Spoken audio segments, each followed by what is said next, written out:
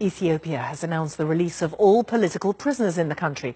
The Prime Minister said he hoped the move would help improve national dialogue following more than 2 years of violent anti-government protest.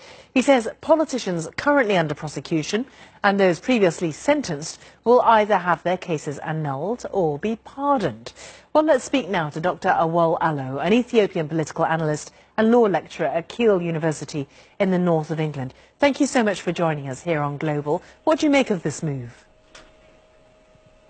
I think this is a very significant move on the part of the government at a time when the security situation in the country is deteriorating, when repression is deepening, the economy is facing unprecedented crisis. So this is a very important move because the question of political prisoners in Ethiopia is a very significant one, as the government over the course of the last 15 to 20 years have been essentially using the legal system to eliminate its political adversaries from the political space. So there is essentially no political opposition in Ethiopia, since all autonomous political parties are either chased out of the country or rounded up and locked behind bars. So I think given the pressure on the government and the changing political landscape on the ground, this is a very important gesture in terms of moving forward.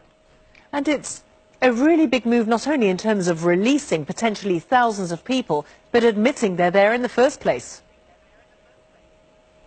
Absolutely. We have been saying, and so many activists have been saying over the course of the last 15 years, that the government uses the court system, the judicial system, to strangle dissent and to eliminate its political adversaries.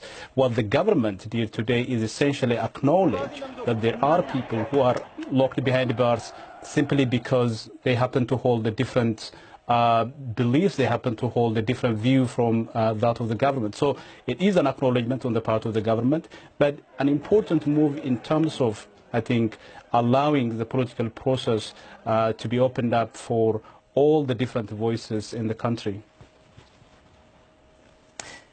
Dr. Allo, thank you so much for talking to us about the situation in Ethiopia.